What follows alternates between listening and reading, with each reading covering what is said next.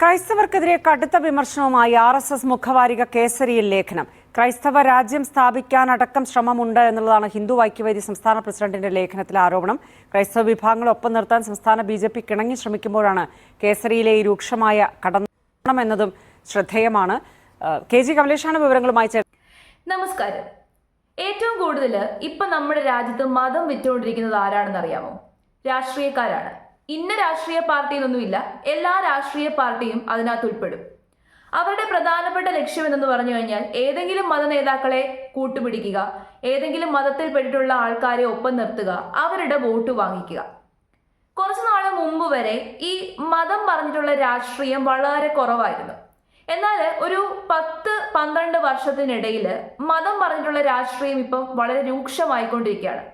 അതും ഒരു 4-5 വർഷമായിട്ടാണ് ഇത് ഇത്രയും തീവ്രമായിട്ട് മാറിയത്.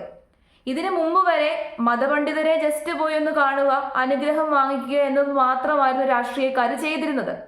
എന്നാൽ ഇപ്പൊ ചർച്ചകൾ അതിരൂക്ഷമായിട്ട് തുടരുന്നു.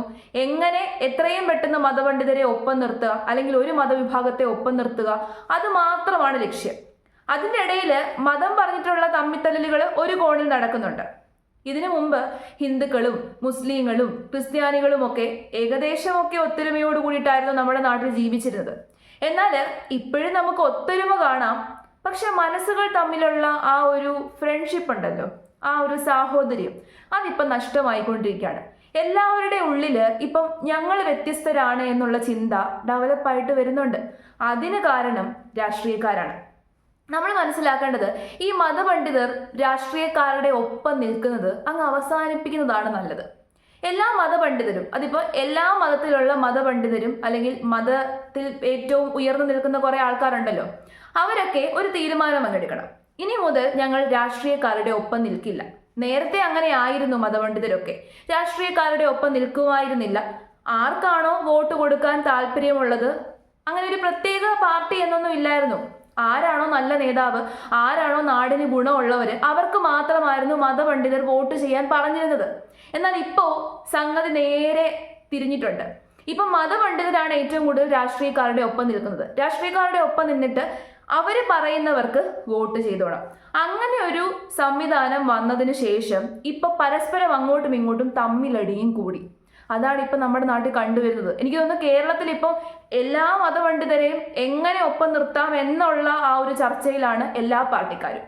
അതിൻ്റെ ഇടയ്ക്ക് ഒരു പാർട്ടിക്കാരെ ഏതെങ്കിലും ഒരു മതത്തിൽപ്പെട്ടിട്ടുള്ള മതപണ്ഡിതരെ ഒപ്പം നിർത്തി എന്ന് കാണുമ്പോഴേക്കും അടുത്ത പാർട്ടിക്കാർക്ക് ദേഷ്യമാകും. അപ്പോൾ അതിനകത്ത് എങ്ങനെയെങ്കിലും കുത്തിരിപ്പ് ഉണ്ടാക്കണം, പ്രശ്നം ഉണ്ടാക്കണം എന്ന് പറഞ്ഞിട്ട് തമ്മിത്തല്ലിന് വേണ്ടിയിട്ടുള്ള കാര്യങ്ങൾ അവരായിട്ട് തന്നെ ക്രിയേറ്റ് ചെയ്യും. നമ്മൾ ഏറ്റവും കൂടുതൽ സൂക്ഷിക്കേണ്ടത് രാഷ്ട്രീയക്കാരെയാണ്. രാഷ്ട്രീയം എന്ന് പറയുന്ന സാധനമാണ് നമ്മുടെ നാട്ടിലെ ഏറ്റവും വലിയ പ്ലേഗ്. അതാണ് ശരിക്കും പറഞ്ഞു കഴിഞ്ഞാൽ എല്ലാവരെയും ഈ രീതിയിൽ നശിപ്പിച്ചുകൊണ്ടിരിക്കുന്നത്. എല്ലാവരുടെയും ഉള്ളിലുണ്ടായിരുന്ന ആ ഒരു നന്മ, സാഹോദര്യം, ഒത്തൊരുമ, അതൊക്കെ ഇല്ലാതെയാക്കിക്കൊണ്ടിരിക്കുകയാണ്. അനാവശ്യമായിട്ടുള്ള കാര്യങ്ങളൊക്കെ തന്നെ നമ്മുടെ നാട്ടിൽ ഇൻട്രൊഡ്യൂസ് ചെയ്തിട്ട് മറ്റുള്ളവരുടെ മനസ്സിൽ എങ്ങനെ വിഷം കുത്തി നിറയ്ക്കണം, എങ്ങനെ അവരെ തമ്മിൽ അങ്ങോട്ടും ഇങ്ങോട്ടും തമ്മിലടിപ്പിക്കണം, എങ്ങനെ വിഭജിക്കണം, അതാണ് ലക്ഷ്യം. ഒരു ഇലക്ഷൻ വരുമ്പോഴേക്കും 4 ചേരികളായിട്ട് ആൾക്കാരെ തിരിക്കുന്നത് ആരാണ്? രാഷ്ട്രീയക്കാരാണ്. കാരണം രാഷ്ട്രീയക്കാർക്ക് മതമുണ്ടെന്നുണ്ടെങ്കിലേ രക്ഷയുള്ളൂ. ഇപ്പോഴത്തെ കാലത്ത് ആൾക്കാർക്ക് കുറച്ച് വിവരമുണ്ട്, വിവേകമുണ്ട്. ആൾക്കാർ ഈ പദ്ധതികൾ നോക്കിയും രാഷ്ട്രീയക്കാർ ചെയ്യുന്ന കാര്യങ്ങളൊക്കെ നോക്കിയും വോട്ട് ചെയ്യാൻ തുടങ്ങി. അതോടുകൂടിയിട്ട് രാഷ്ട്രീയക്കാരുടെ കളിയൊന്നും ഇപ്പം നമ്മുടെ നാട്ടിലുള്ളവരുടെ അടുത്ത് നടക്കുന്നില്ല. അതിനു വേണ്ടിയിട്ട് അവർ മെയിനായിട്ട് കണ്ടുപിടിച്ചൊരു സംഭവമാണ് വിശ്വാസം. വിശ്വാസത്തെ കയറി പിടിച്ചു കഴിഞ്ഞാൽ ഉറപ്പായിട്ടും ഒരു കോളിളക്കം സൃഷ്ടിക്കാൻ പറ്റുമെന്ന് രാഷ്ട്രീയക്കാർക്ക് നല്ലതുപോലെ അറിയാം. അതുകൊണ്ടാണ് വിശ്വാസത്തെ കയറി പിടിച്ചേക്കുന്നത്, മതത്തിൽ കയറി പിടിച്ചേക്കുന്നത്.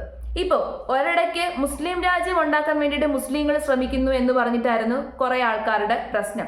ഇപ്പൊ ക്രൈസ്തവ രാജ്യം ഉണ്ടാക്കാൻ വേണ്ടിയിട്ട് ക്രിസ്ത്യാനികൾ ശ്രമിക്കുന്നു എന്നായി പ്രശ്നം. ഇവിടെ ചില പാർട്ടിക്കാർ ക്രിസ്ത്യാനികളെ ഒപ്പം നിർത്താൻ വേണ്ടിയിട്ട് ശ്രമിക്കുമ്പോൾ അതേ പാർട്ടിക്കാർ തന്നെ വേറെ വേറെ പരിപാടികളൊക്കെ കാണിക്കുന്നു. അങ്ങനെ മൊത്തത്തിൽ പറഞ്ഞു കഴിഞ്ഞാൽ ആകെ കലുഷിതമാണ് നമ്മുടെ നാടിൻ്റെ അവസ്ഥ. ഇനിയിപ്പോൾ എലക്ഷൻ വരുമ്പോഴേക്കും ഇതിനെക്കാട്ടിലൊക്കെ വലിയ പ്രശ്നങ്ങൾ നമ്മൾ നേരിടേണ്ടി വരും. അപ്പോൾ ഞാൻ ആദ്യം കാണിച്ച വാർത്തയുടെ ഡീറ്റെയിൽസ് നമുക്കൊന്ന് കേട്ടിട്ട് വരാം. ിലെ കന്യാസ്ത്രീകളുടെ അറസ്റ്റിന്റെ പശ്ചാത്തലത്തിലാണ് RSSന്റെ മുഖവാരികയായ കേസരിയിലെ ലേഖനം എഴുതിയത്. ഹിന്ദു ഐക്യവേദിയുടെ സംസ്ഥാന വൈസ് പ്രസിഡന്റ് തന്നെയാണ്. അതായത് കന്യാസ്ത്രീകളുടെ അറസ്റ്റ് സംസ്ഥാനത്തെ ഒരു നിയമപരമായ നടപടിയുടെ ഭാഗമാണെന്ന് പറയുമ്പോൾ തന്നെ അതിന്റെ പേരിൽ കേരളത്തിലടക്കം തെരുവിലിറങ്ങി ഭൂരിപക്ഷ സമുദായത്തെ വെല്ലുവിളിക്കുന്നു എന്നുള്ള ഗുരുതരമായ ആക്ഷേപം വിമർശനം ഉന്നയിക്കുന്നു. ഒപ്പം ക്രൈസ്തവ രാജ്യം ഉണ്ടാക്കാൻ വരെയുള്ള ശ്രമം നടക്കുന്നു, മതപരിവർത്തനത്തെ പ്രോത്സാഹിപ്പിക്കുന്നു, രാജ്യത്തെ ഭരണ സംഹിതയെ വെല്ലുവിളിക്കുന്നു എന്നൊക്കെയുള്ള രൂക്ഷമായ വിമർശനങ്ങൾ ക്രൈസ്തവ സഭയ്ക്കും സഭാ നേതൃത്വത്തിനും മിഷണറിമാർക്കുമെതിരെയൊക്കെ അതിരൂക്ഷമായ വിമർശനമാണ് ഈ ഒരു ലേഖനത്തിൽ ഉടനീളമുള്ളത്. ഈ ഒരു കന്യാസ്ത്രീകളുടെ അറസ്റ്റിന്റെ സമയത്ത് തന്നെ കേരളത്തിലെ BJPയും ഹിന്ദു ഐക്യവേദി പോലുള്ള ഹൈന്ദവ സംഘടനകളും രണ്ട് തട്ടിലായിരുന്നു. അതിവേഗം മോചനത്തിനായി സംസ്ഥാന BJP പ്രതിനിധിയെ തന്നെ അങ്ങോട്ട് അയച്ച് ഇടപെടൽ നടത്തിയപ്പോൾ എന്തിനാണ് ഇത്ര ആവേശം വന്ന് പരിവാർ സംഘടനകൾക്ക് ചോദിച്ചിരുന്നു. ഇപ്പോൾ ക്രൈസ്തവ വിഭാഗത്തെ ഒപ്പം നിർത്താൻ BJPയുടെ പുതിയ അധ്യക്ഷൻ രാജീവ് ചന്ദ്രശേഖർ ഉൾപ്പെടെ കഴിഞ്ഞ ദിവസം ഔട്ട്റീച്ച് പരിപാടിയൊക്കെ നടത്തിയിരുന്നു. അത്തരത്തിലുള്ള നടപടികളുമായി മുന്നോട്ട് പോകുമ്പോഴാണ് RSS മറുവശത്ത് വലിയ എതിർപ്പ്, സംശയവും ഈ ഒരു സഭാ നേതൃത്വത്തെയും ആ ക്രൈസ്തവ വിഭാഗത്തെയും എതിരെ ഉന്നയിക്കുന്നു എന്നുള്ളതാണ് ഈ ഒരു സംഘർഷത്തിന്റെ പ്രധാനപ്പെട്ട കാരണം. അങ്ങനെ RSSും ഹൈന്ദവ സംഘടനകളും ഒക്കെ തന്നെ ഇത്തരത്തിലൊരു നിലപാട് സ്വീകരിക്കുമ്പോൾ എങ്ങനെ BJPക്കൊപ്പം ക്രൈസ്തവർ പോകും എന്നുള്ള പ്രശ്നമാണ് സംസ്ഥാന BJP.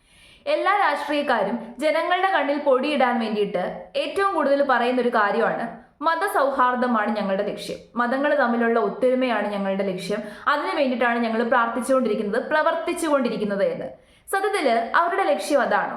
അതായത് എല്ലാ മതപണ്ഡിതരും എല്ലാ മതവിശ്വാസികളും ഒത്തൊരുമയോട് കൂടിയിട്ട് ഒന്നിച്ചു നിൽക്കുകയാണ് എന്നുണ്ടെങ്കിൽ രാഷ്ട്രീയക്കാരുടെ പദ്ധതി വില പോകുമോ? ഇല്ല. അതിന് അവർക്ക് വേണ്ടത് എല്ലാ മതങ്ങളും തമ്മിൽ വിഭജിച്ച് നിൽക്കുന്നത് തന്നെയാണ്. പരസ്പരം അങ്ങോട്ടും ഇങ്ങോട്ടും വിദ്വേഷവും പരസ്പരം അങ്ങോട്ടും ഇങ്ങോട്ടും ബഹളവുമാണ് അവർക്ക് ആവശ്യം. എങ്കിൽ മാത്രമേ അവരുടെ കാര്യം നടക്കത്തുള്ളൂ. ഒന്നിച്ച് നിന്ന് കഴിഞ്ഞാൽ ഒരു പ്രശ്നവുമില്ല, അതുകൊണ്ട് നമുക്ക് രാഷ്ട്രീയക്കാരുടെ ആവശ്യമില്ല. പക്ഷേ പരസ്പരം അങ്ങോട്ടും ഇങ്ങോട്ടും വഴക്കാണെന്നുണ്ടെങ്കിൽ അതിനകത്ത് രാഷ്ട്രീയക്കാർക്ക് ഇടപെടാം, അതിൻ്റെ പേരിൽ കുറച്ച് വോട്ട് വാങ്ങിക്കാം, അതിൻ്റെ പേരിൽ ഒരു മതപണ്ഡിതനെയോ അല്ലെങ്കിൽ ഏതെങ്കിലും ഒരു മതപുരോഹിതനെ ഒപ്പം നിർത്തിക്കഴിഞ്ഞാൽ ആ മതത്തിൽപ്പെട്ടവരെ മുഴുവൻ ഒപ്പം നിർത്തുക എന്നുള്ളതാണ് സത്യം. അതിനു വേണ്ടിയിട്ട് എല്ലാ മതപണ്ഡിതരുടെയും കാല് പിടിക്കാൻ നടക്കുകയാണ് ഇപ്പം പല രാഷ്ട്രീയക്കാരും. അപ്പം ഇത്തരം കഴുകന്മാരെയാണ് നമ്മൾ സൂക്ഷിക്കേണ്ടത്. കാരണം എന്താണെന്നറിയാമോ? അവരിങ്ങനെ പ്ലാൻ ചെയ്തിരിക്കുകയാണ്, നമുക്കിതൊന്നും മനസ്സിലാവത്തില്ല. നമ്മൾ അവരുടെ ആ ഒരു പ്ലാനിൽ അങ്ങ് വീഴും. അവരിങ്ങനെ മെനഞ്ഞുകൊണ്ടിരിക്കുകയാണ് ഈ ശകുനികളെ പോലെ. നമ്മൾ അവരുടെ പ്ലാനിൽ വീണ് നമ്മൾ പരസ്പരം അങ്ങോട്ടും ഇങ്ങോട്ടും വഴക്കടിക്കും. വെറുതെ ഒരു കാര്യവുമില്ലാതെയാണ് വഴക്കടിക്കുന്നത്. അതാണ് സത്യം. എന്തിനാണ് നമ്മൾ വഴക്കടിക്കുന്നത്? എന്തിൻ്റെ പേരിലാണ് വഴക്കടിക്കുന്നത്? ഒരു കാര്യവും ഇല്ല. എല്ലാ കാര്യവും അൾട്ടിമേറ്റ്ലി ഒന്നാണ്. എല്ലാ മതങ്ങളും പഠിപ്പിക്കുന്നതും പറഞ്ഞ് മനസ്സിലാക്കുന്നതും ഒന്ന് തന്നെയാണ്. എല്ലാ മതഗ്രന്ഥത്തിലും പറഞ്ഞിരിക്കുന്നതും ഒന്ന് തന്നെയാണ്. അൾട്ടിമേറ്റ്ലി എല്ലാം വിരൽ ചൂണ്ടുന്നത് ഒന്നിലേക്കാണ്. നമ്മൾ മനുഷ്യന്മാർ തമ്മിൽ എന്തെങ്കിലും വ്യത്യാസമുണ്ടോ? നമ്മൾ പല മതത്തിൽ വിശ്വസിക്കുന്ന ആൾക്കാരാണ്. ഹിന്ദുക്കൾക്കും മുസ്ലിങ്ങൾക്കും ക്രിസ്ത്യാനികൾക്കും ഈ അനാട്ടമിക്കലിയോ സൈക്കോളജിക്കലിയോ ഫിസിയോളജിക്കലിയോ എന്തെങ്കിലും ഡിഫറൻസ് ഉണ്ടോ? ഒരു ഡിഫറൻസും ഇല്ല. അതിൻ്റെ അർത്ഥം എന്താണ്? എല്ലാ മനുഷ്യന്മാരും ഒന്നാണ്. മനുഷ്യന്മാരായിട്ട് ക്രിയേറ്റ് ചെയ്തതാണ് ഈ മതങ്ങളൊക്കെ. മനുഷ്യന്മാരുടെ എവല്യൂഷന് ശേഷം നമുക്കൊരു സൊസൈറ്റി ബിൽഡപ്പ് ചെയ്തെടുക്കാൻ വേണ്ടിയിട്ടും അതോടൊപ്പം തന്നെ നമ്മുടെ ഈ ഒരു സോഷ്യൽ സ്ട്രക്ചർ ക്രിയേറ്റ് ചെയ്യാൻ വേണ്ടിയിട്ടും മനുഷ്യന്മാരുണ്ടാക്കിയെടുത്തതാണ് മതങ്ങൾ. മനുഷ്യന്മാർ എഴുതിയതാണ് മതഗ്രന്ഥങ്ങൾ. അപ്പോൾ അതിനകത്ത് പറഞ്ഞേക്കുന്ന നല്ലത് നമ്മൾ ഉൾക്കൊള്ളുക, ചീത്തയായിട്ടുള്ളത് നമ്മൾ വിട്ടുകളഞ്ഞേക്കുക. പരസ്പരം അങ്ങോട്ടും ഇങ്ങോട്ടും സ്നേഹത്തോടെ ബഹുമാനത്തോടു കൂടി കഴിയുന്ന ഒരു സമൂഹത്തിൽ മാത്രമേ നല്ല രീതിയിലുള്ള ജനറേഷൻ ഉണ്ടാവത്തുള്ളൂ. അവിടെ മാത്രമേ സമാധാനം ഉണ്ടാവത്തുള്ളൂ. അപ്പോൾ ഈ സമാധാനം ഇല്ലാതെയാക്കുക എന്നുള്ളതാണ് രാഷ്ട്രീയക്കാരുടെ ലക്ഷ്യം. ആ കുതന്ത്രം നമ്മൾ മനസ്സിലാക്കി കഴിഞ്ഞാൽ ഇവിടെ വേറെ പ്രശ്നങ്ങളൊന്നും ഉണ്ടാവത്തില്ല.